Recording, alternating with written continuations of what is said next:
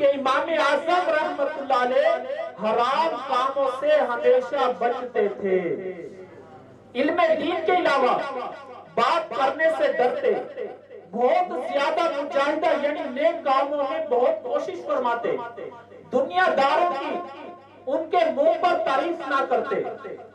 اکثر خاموش رہتے، دینی مسائل میں غور و فکر کرتے رہتے، بہت سادہ اور نرم مزاج تھے۔ آپ سے کوئی سوال کرتا تو قرآن و حدیث سے اس کا جواب تلاش کرتے تھے، طبیعت مبارک میں لالچ نہیں تھی، اور کسی کا بھی ذکر ہوتا تو بھلائی کے علاوہ کچھ نہیں فرماتے تھے، اور ہمیشہ غیبت سے دور رہتے۔ امام اعظم رحمت اللہ علیہ کا ایک پاکیزہ وصف یہ بھی تھا کہ کبھی کسی کی غیبت نہیں کرتے تھے، یہاں تک کہ آپ نے اپنے دشمن کی بھی کبھی غیبت نہیں کی۔ ایک مرتبہ حضرت عبداللہ بن مبارک رحمت اللہ علیہ نے حضرت سفیان ثوری رحمت اللہ علیہ سے کہا، امام ابو حنیفہ رحمت اللہ علیہ غیبت سے کتنا بچتے ہیں، میں نے سنا ہے کہ آپ دشمن کی بھی غیبت نہیں کرتے۔ حضرت سفیان ثوری رحمت اللہ علیہ نے کہا، خدا کی قسم امام اعظم رحمت اللہ علیہ بہت زیادہ عقل مند تھے، پھر آپ کیسے گوارا کر سکتے تھے کہ اپنی قیمتی نیکیاں غیبت کے ذریعے ضائع کر دیں؟ سبحان اللہ۔ پیارے اسلامی بھائیوں، کتنا پیارا کردار ہے، ذرا تصور بانیے کہ امام اعظم رحمت اللہ علیہ نے کبھی اپنے دشمن کی بھی غیبت نہیں کی۔ اللہ اکبر، کیسا عظیم تقویٰ ہے۔ پھر غور فرمائیے کہ آپ غیبت کیوں نہیں کرتے تھے؟ کیونکہ آپ عقل مند تھے، آپ جانتے تھے کہ نیکی کرنا آسان کام نہیں ہے، نیکی کرنے کے لیے نفس و شیطان کو دبانا پڑتا ہے، خواہشات کو چھوڑنا پڑتا ہے، نیندیں قربان کرنی پڑتی ہیں، ایسی مشکل سے کمائی ہوئی نیکی آدمی غیبت والے چند جملوں کے بدلے ضائع کر دے، یہ کہاں کی عقل مندی ہے؟ اس لیے آپ غیبت سے بچا کرتے تھے۔ آج کل کا ماحول بڑا الٹ ہے، ہمارے معاشرے میں تو جو زیادہ غیبتیں کرنے والا ہو اسے ہوشیار سمجھا جاتا ہے، جو دکان پر بیٹھے تو غیبت، گھر میں بیٹھے تو غیبت، دوستوں میں بیٹھے تو غیبت۔ افسوس آج کل تو ایسا ماحول ہے کہ لوگ اپنے والدین کی غیبت کرنے سے بھی بالکل نہیں شرماتے، بولتے ہیں تو بس بولتے چلے جاتے ہیں، کبھی بہن بھائیوں کی غیبت، کبھی دوستوں کی غیبت، کبھی پڑوسیوں کی غیبت، کبھی ساتھ کام کرنے والوں کی غیبت، ایسی ہی چغلیاں کھاتے ہیں، دوسروں پر بہتان باندھتے ہیں، اور مزے لے لے کر ان کی باتیں سننے والے ہیں، ان کے گناہوں میں برابر کے شریک بننے والے ان کی یہ گناہوں بھری باتیں سن کر سمجھ رہے ہوتے ہیں، واہ کتنا ہوشیار چلاک اور مزاج شناس آدمی ہے، لوگوں کی رگ رگ سے واقف ہے۔ لوگوں کی رگ رگ سے واقف ہے یا نہیں، البتہ ایسا شخص شیطانی چالوں سے ہرگز واقف نہیں۔ اگر نفس و شیطان کی تباہ کاریوں کو جانتا ہوتا تو یوں غیبت، چغلیوں اور بہتان بازی کا بازار ہرگز گرم نہ کرتا۔ یقیناً اصل میں عقل مند، اصل میں ہوشیار چلاک وہی ہے جو نفس و شیطان کو مات دے کر گناہوں سے بچ جاتا ہے۔ پیارے پیارے اسلامی بھائیوں، یقین مانیے غیبت، چغلی، الزام تراشی، جھوٹ وغیرہ یہ بہت ہی تباہ و برباد کرنے والے گناہ ہیں، ہمیں ان سے ہر دم بچتے رہنا چاہیے۔ ہمارے پیارے پیارے آقا مکی مدنی مصطفیٰ صلی اللہ علیہ وسلم نے فرمایا کہ میں نے 4 طرح کے جہنمی جو کہ حمیم اور جہیم یعنی کھولتے پانی اور آگ کے درمیان بھاگتے پھرتے ویل و سمور یعنی ہلاکت مانگتے ہوں گے، ان میں سے ایک شخص وہ ہوگا جو اپنا گوشت خود کھاتا ہوگا۔ جہنمی کہیں گے اس بدبخت کو کیا ہوا، ہماری تکلیف میں اضافہ کیے دیتا ہے۔ کہا جائے گا یہ بدبخت لوگوں کا گوشت کھاتا یعنی غیبت کرتا اور چغلی کرتا تھا۔ دوسری حدیث شریف میں ہے، سرکار دو عالم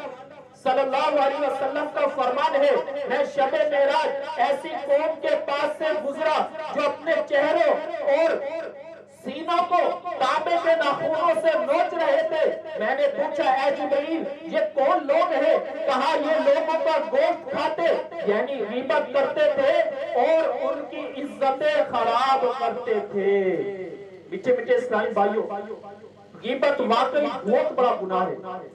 سود گناہ ہے نا، سود کتنا بڑا گناہ ہے، ہمارے معاشرے میں اس کو سمجھا جاتا ہے سود بہت بڑا گناہ ہے۔ سود جو ہے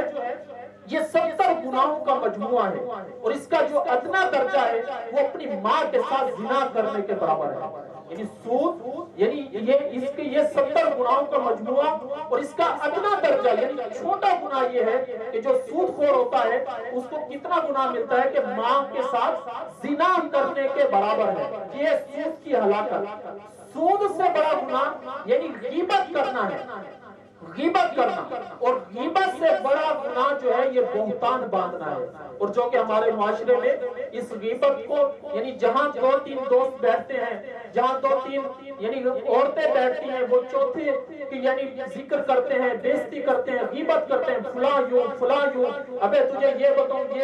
یہ کیسے کام کرتا ہے، تیرے سامنے بڑا معزز ہے لیکن اس کا کردار یہ واقعی کردار ہے، یعنی ویسے واقعی وہ یعنی گناہ میں ملوث ہے۔ یعنی ملوث ہونے کے بعد اس کے گناہ کا ذکر کسی ایسے کے سامنے ظاہر کرنا جس کا اسے علم ہی نہیں ہے دوسرے بندے کو، اس کو غیبت کہتے ہیں۔ یعنی واقعی ایک شخص گناہ کرتا ہے، مثال کے طور پر فلم میں دیکھتا ہے لیکن باہر وہ بڑا معزز بن کے پھرتا ہے۔ اب ہمیں پتہ چل گیا کہ میرا جو فلاں دوست ہے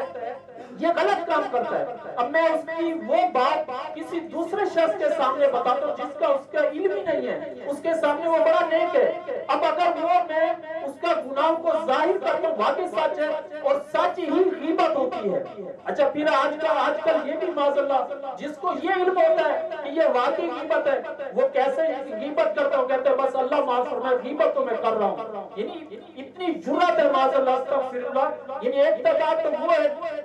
کہ جس کو غیبت کے بارے میں علم نہیں ہے، اور ایک تعداد وہ جنہیں علم ہے کہ میں غیبت کر رہا ہوں، اس کے باوجود بھی وہ غیبت کرتا چلا جاتا ہے۔ اور ہمارے یہاں معاشرے میں کیا ہوتا ہے، اللہ بخش دے گا، یعنی اللہ معاف فرما دے گا، تو یہ یعنی ایک شیطان کا بہت بڑا وار ہے، یعنی اللہ تعالیٰ معاف فرما دے گا۔ تو ہمیں یعنی یہ کیا ہے کہ ہم علم دین نہ سیکھیں، ہمارے میں یہ ہوتا ہے ہم کہتے ہیں یار آپ علم سیکھیں، ہم تو سیدھے سادے لوگ ہیں، بس ہمیں اللہ بخش دے گا۔ بھائی اللہ تعالیٰ نے بخشنا ہوتا یعنی اگر اس طرح تو صحابہ کرام جو جنہوں نے دن رات مجاہدے کیے، عبادتیں کی، تو ظاہری بات ہے اللہ پاک بے شک بخشنے والا ہے۔ لیکن ہم یہ کہتے ہیں کہ علم نہیں سیکھنا، علم دین سے دور ہے، ہم سیدھے سادے بس بخشے جائیں گے، یوں ہے وہ ہے۔ تو میٹھے اسلامی بھائی یعنی ہمیں علم دین سیکھنے کو فرمایا کہ جو علم دین نہیں سیکھے گا، یعنی کہ ہم سیدھے سادے ہیں بس یوں بس بخشے جائیں گے، اللہ قبول کر لے گا، فرمایا کہ جو علم دین حاصل نہیں کرے گا اسے قیامت کے دن 500 سال پہلے جہنم میں پھینکا جائے گا۔ یعنی جو علم دین نہ سیکھے، دین کا علم نہ سیکھے، یہ تو ان کے لیے، اور جو سیکھ کر پھر گناہ کرے اس کے لیے کتنا بڑا یعنی گناہ اور سزا ہے۔ اللہ تعالیٰ ہمیں عافیت عطا فرمائے۔ تو اس غیبت کے متعلق امیر علیہ سنت کی بہت پیاری کتاب ہے، غیبت کی تباہ کاریاں، یہ بہت پیاری کتاب ہے، اگر جس کے پاس ہے تو اس کا مطالعہ بھی کرے، اس سے درس بھی دے۔ اور یہ کتاب مکتبۃ المدینہ سے بھی خرید سکتے ہیں، اور دعوت اسلامی کی ویب سائٹ پر بھی غیبت کی تباہ کاری، اس میں مثالیں دی گئی ہیں، مثالیں دے کر سمجھایا گیا ہے کہ غیبت کن الفاظ بولنے سے ہوتی ہے۔ تو غیبت نہایت ہی خطرناک گناہ، اور یہ گناہ غیبت کرنا ایسا گناہ ہے کہ اس کی اللہ تعالیٰ کی بارگاہ میں توبہ بھی قبول نہیں ہے۔ یعنی کوئی شخص غیبت کر بیٹھے اور وہ پھر توبہ کرتا رہے، اس کی توبہ قبول نہیں ہے۔ اس کی توبہ کب قبول ہوگی کہ جس کی غیبت کی اس سے معافی مانگنی ہوگی، یہ غیبت اس وقت اس کا گناہ معاف ہوگا۔ باقی جتنے گناہ ہیں وہ توبہ سے معاف ہو جاتے ہیں، لیکن یہ حقوق العباد کا معاملہ ہے، کسی مسلمان کی بے عزتی کرنے کا معاملہ ہے، تو فرمایا کہ یہ گناہ اس وقت معاف ہوگا جب جس کی غیبت کی اس سے معافی مانگنی ہوگی، اس سے معافی مانگیں گے تو اس گناہ کی توبہ ہوگی۔ اب معاذ اللہ استغفر اللہ، ہمارے معاشرے میں ایسے لوگ پائے جاتے ہیں جو مردہ لوگوں کی بھی غیبت کرتے ہیں جو مر گئے ہیں۔ اب تو کتابوں میں لکھا ہے کہ اب اس مردے سے کیسے معافی مانگیں گے جس کی غیبت کی کہ وہ فلاں کام کرتا تھا، فلاں کام کرتا تھا، یعنی مردے اب زندہ سے سے تو چلو معافی تلافی ہو سکتی ہے، زندہ ہے، اب مردے کی غیبت کر ڈالی تو اس سے معافی کیسے مانگیں گے؟ اس کے لیے تو اب دعائیں مغفرت بھی کر سکتے ہیں کہ اللہ اسے بخش دے اور اس کے صدقے ہمیں بخش دے۔ یعنی بہت خطرناک معاملہ یہ جو کہ ہم عام یعنی بیٹھکوں میں چوراہوں پر دل لگانے کے لیے ہم یہ مزے باز مسلمان ہمارے بھائی جو ہیں علم نہ ہونے کی وجہ سے مزے لے لے کر غیبت کرتے ہیں، ان کی محفلیں پوری نہیں ہوتی جب تک غیبت نہ کر لیں، چاسی نہیں آتی جب تک یعنی غیبت نہ کر لیں، معاذ اللہ چغل خوری نہ کھا لیں۔ ہم نے کوشش کرنی ہے کہ غیبت کے بارے میں علم دین بھی سیکھنا ہے اور غیبت سے بچنے کا بہت آسان سا طریقہ ہے۔ اب ہمیں زیادہ علم نہیں ہے، کئی اسلامی بھائیوں کے ذہن میں آ رہا ہوگا یار غیبت تو اتنا بڑا گناہ ہے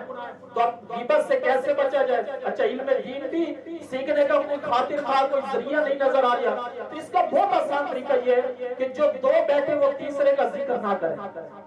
جو دو دوست بیٹھے ہیں تو تیسرے کی بات ہی نہ کریں، یعنی جو بھی آپس کے معاملات ہیں وہ کرے، چار بیٹھے ہیں تو پانچویں کی بات ہی نہ کریں کیونکہ پتہ ہی نہیں ہے کہ کہیں غیبت نہ ہو جائے، ابے وہ لنگڑو دیتا ہے، وہ اندھا دیتا ہے، وہ کانا دیتا ہے، یعنی معاذ اللہ استغفر اللہ، یعنی مختلف قسم کی غیبتیں ہو رہی ہوتی ہیں اور ہمیں اس کا علم ہی نہیں ہوتا، اس کا ہمیں اندازہ بھی نہیں ہوتا۔